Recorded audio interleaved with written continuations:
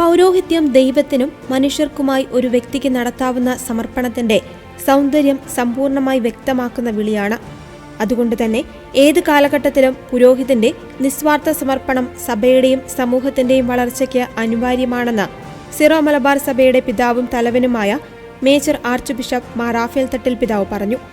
2025 November 24 Syro Malabar സഭയുടെ clergy കമ്മീഷന്റെ ആഭിമുഖ്യത്തിൽ സഭയുടെ കേന്ദ്ര കാര്യാലയമായ കാക്കനാട് മൗണ്ട് സെന്റ് തോമസിൽ സംഘടിപ്പിച്ച പൗരോഹിത്യ സ്വീകരണത്തിന്റെ സുവർണ രജത ജൂബിലി വർഷത്തിലുള്ളവരെ ആദരിക്കുന്ന ചടങ്ങിൽ സംസാരിക്കവെയാണ് മേജർ ആർച്ച് ബിഷപ്പ് ഇത് പറഞ്ഞത്.